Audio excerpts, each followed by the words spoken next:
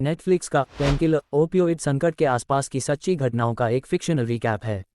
अलग अलग किरदारों के नज़रिए से सामने आता ये शो एक चौंकाने वाली और दिल दहला देने वाली कहानी पेश करता है जो फार्मा कंपनियों की बेकार नेचर को एक्सपोज करता है जो केवल पैसा बनाने पर फोकस्ड हैं।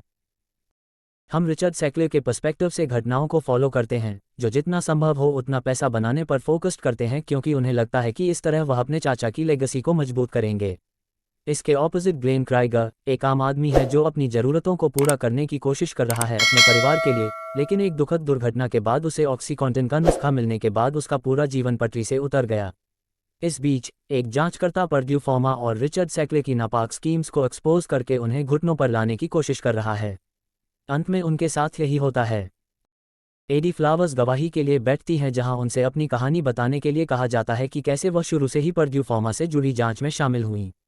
वह बताती है कि उस समय उसे ऑक्सीकॉन्टिन के बारे में पता नहीं था और वह किसी और चीज़ पर विचार कर रही थी जब उसे पता चला कि डॉक्टर अपने मरीजों को अत्यधिक मात्रा में ऑक्सीकॉन्टिन लिख रहे थे। एक जिज्ञासा के रूप में शुरू हुई बात एक पूर्ण जांच में बदल गई जब एडी को एहसास हुआ कि दवाओं के ज़्यादा डोसेजेस उपयोग के कारण सैकड़ों लोग मर रहे थे। हम रिचर्ड सैकले की कहानी को फॉलो करते हैं जिन्हें उनके चाचा आर्थर सैकले की मृत्यु के बाद कंपनी का मालिक बनाया गया है, जिन्होंने डॉक्टर द्वारा बताई गई दवाओं को बेचने और मार्केटिंग करके पैसा बनाने की ट्रेंड शुरू की, चाहे उनका प्रभाव कुछ भी हो। ग्राहक पर था। आर्थर के चले जाने और पूरे व्यवसाय के बर्बाद हो जाने के बाद रिचर्ड ऑक्सीकॉन्टिन का आइडिया लेकर आए। इसके बनाने से लेकर FDA अप्रूवल और मार्केटिंग तक उन्होंने ऑक्सीकॉन्टिन को कंपनी के लिए सफल बनाने में कोई कसर नहीं छोड़ी। वह सफल हो जाता है, लेकिन इससे देश में ओवरडोज डेथ संकट पैदा हो जाता है। दवाओं को बेचने के लिए शैनन शेफर जैसे फार्मास्यूटिकल बिक्री प्रतिनिधियों को प्रोत्साहन दिया जाता है, जिसे वे डॉक्टरों को आगे बढ़ाते हैं और उन पर अपने रोगियों की डोसेज बढ़ाने के लिए दबाव डालते हैं, बिना इस बात पर विचार किए कि इसका क्या इफेक्ट हो सकता है। इस लालच का बैड इफेक्ट्स हम ग्लेन क्राइगर के जीवन में देखते हैं। ग्लेन अपने कार्यस्थल पर एक दुर्घटना के बाद लंबे समय से पीठ दर्द से पीड़ित है, इसलिए डॉक्टर उसे ऑक्सीकॉन्टिन लेने की सलाह देते हैं। पहले तो ग्लेन को हर 12 घंटे में एक गोली लेने की सलाह दी जाती है, लेकिन धीरे धीरे खुराक बढ़ा दी जाती है और ग्लेन इसकी आदी हो जाती है। ग्लेन की तरह सैकड़ों हजारों लोग ऑक्सीकॉन्टिन से अफेक्टेड हैं क्योंकि यह नशे की लत के लिए दवा का पसंदीदा चॉइस बन गया है। दवाई के कारण मरीज इसके आदी हो जाते हैं, लेकिन जल्द ही युवा और कोई भी व्यक्ति जो जल्दी सफलता पाने की इच्छा रखते हैं ऑक्सीकॉन्टिन की ओर रुख करते हैं। लोग, स्पेशली टीनेजर्स, दवा का नुस्खा पाने के लिए अपनी स्थिति का दिखावा करना शुरू कर देते हैं। ग्लेन के लिए स्थिति और भी बदतर हो गई है क्योंकि वह ऑक्सीकॉन्टिन पर अधिक से अधिक निर्भर हो गया है। समस्या तब सामने आती है जब उसे इतना अधिक नशा हो जाता है कि वह खाना खाते समय अपनी उंगली काट लेता है और बेहोश हो जाता है। सबसे पहले वह दवा से छुटकारा पाने की कसम खाता है और पूरी बोतल शौचालय में बहा देता है। हालांकि अगले दिन जब पीठ दर्द उसे परेशान करता है और उस पर दवाएं बंद होने लगती हैं, तो वह डॉक्टर के पास लौट कर जाता है। यह एक टेम्पररी राहत है क्योंकि उसकी गोलियां जल्दी ही खत्म हो जाती हैं। सबसे पहले उसकी पत्नी उसका साथ देती है और दोबारा होने वाले संकट से उबरने में उसकी मदद करने की कोशिश करती है। लेकिन जब वह अपने सौतेले बेटे को घर लाने के बजाय फिर से नशा करने लगता है तो वह उससे नाता तोड़ लेती है। ग्लेन को उस समय निराशा का सामना करना पड़ता है जब वह दवा का प्रिस्क्रिप्शन पाने के लिए पैसे जुटाने के लिए दुकान से सामान बेचता है क्योंकि डॉक्टर दवा लिखने से इनकार कर देता है। उसका सारा पैसा लूट लिया जाता है और वह टॉयलर से उसे कहीं से पैसे या ऑक्सी लाने के लिए कहता है। आखिरकार वह फिर से साफ होने का फैसला करता है और इस बार वह 1 महीने के लिए शांत हो जाता है। जैसे ही ग्लेन का अपने घर में फिर से स्वागत होता है और वह अपनी पत्नी और बेटी के साथ समय बिताता है, चीजें बेहतर होने लगती हैं। हालांकि एक रात उसने पाया कि मोटर जहां वह अलग होने के बाद से अस्थायी रूप से रह रहा था में उसके पड़ोसी मर गए थे। उनके पास कुछ ऑक्सी पड़ी हुई है। ग्लेन इसे ले लेता है और वैगन से गिर जाता है, इस बार पहले से कहीं अधिक जोर से। वह अधिक मात्रा में शराब पी लेता है और आने जाने वाले को वह मिल जाता है। वे 911 पर कॉल करते हैं, लेकिन किसी ने बोला कि ग्लेन अब सांस नहीं ले रहा है, जिससे पता चलता है कि वह मर सकता है। हालांकि इसकी वास्तव में पुष्टि नहीं हुई है। पैरामेडिक्स उसकी मदद के लिए सही समय पर पहुंच सकते हैं, जिससे हमारा ध्यान उन सैकड़ों हजारों लोगों की दुर्दशा की ओर जाता है जो ओपियोइड महामारी से अफेक्टेड हैं। उनका जीवन अधर में लटका हुआ है क्योंकि सिस्टम दवाओं को रेगुलेटेड करने में विफल रहा है। उन्हें उनकी मदद करनी चाहिए थी।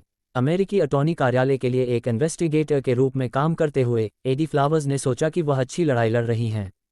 उसने सोचा कि वह बदलाव ला सकती है और इस संकल्प और उत्साह के साथ वह पर्ड्यू फार्मा और रिचर्ड सैकले के खिलाफ लड़ाई में कूद पड़ी। वह जानती थी कि नशीली दवाओं का दुरुपयोग एक परिवार को कैसे तोड़ सकता है और जिंदगियों को नष्ट कर सकता है। यही कारण है कि वह पर्ड्यू को उनके कार्यों के लिए भुगतान करने के लिए किसी और की तुलना में अधिक मजबूत थी। हालांकि अंत में उसे एहसास हुआ कि सिस्टम उसके खिलाफ खड़ा था।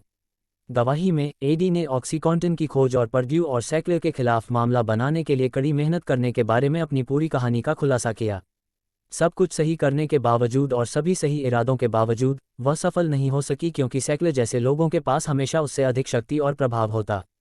उसने उसके खिलाफ मामला बनाने के लिए महीनों तक काम किया और उसने सीढ़ी से बहुत ऊपर के लोगों को एक फ़ोन कॉल के साथ इसे सुलझा लिया।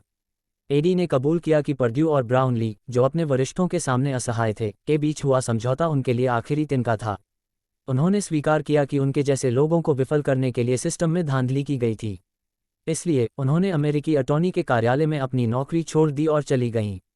उसने अपने भाई के साथ सुलह कर ली, जिसे उसने अपनी मां की मृत्यु के लिए दोषी ठहराया था।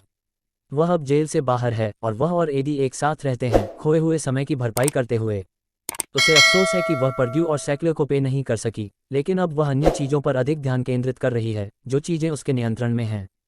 क्या पर्ड्यू फार्मा पर मुकदमा चलाया गया है? क्या वे ऑक्सीकॉन्टिन बनाना बंद कर देंगे?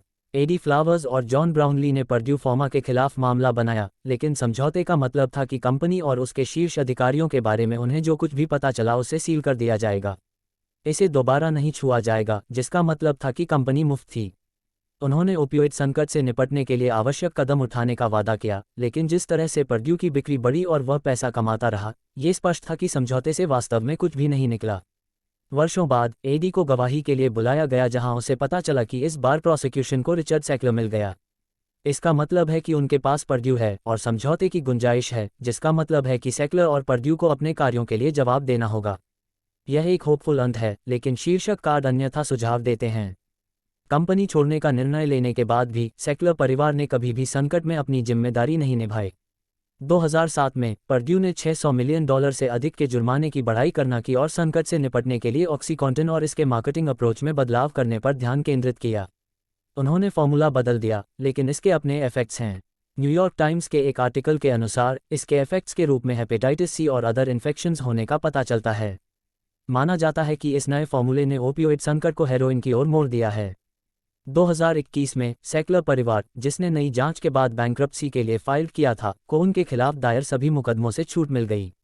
उन्होंने पर्ड्यू फार्मा का अपना ओनरशिप जब्त कर लिया और लगभग $4.3 बिलियन का पे करने पर अग्री हुए। ये बैंक्रप्सी एग्रीमेंट का एक हिस्सा था, जिसने उन्हें ग्लोबल पीस प्रोवाइड की, जिससे उन पर होने वाले किसी भी जिम्मेदारी से मुक्ति मिल गई। यह उन्हें ऑक्सीकॉन्टिन और अन्य ओपियोइड से होने वाले नुकसान के जिम्मेदारी से मुक्त करता है। यह उनके सहयोगियों और परिवार के कंट्रोल वाली अन्य कंपनियों तक फैला हुआ है। हालांकि उन्होंने संकट में कोई भी जिम्मेदारी या अपराध एक्सेप्ट करने से इनकार कर दिया।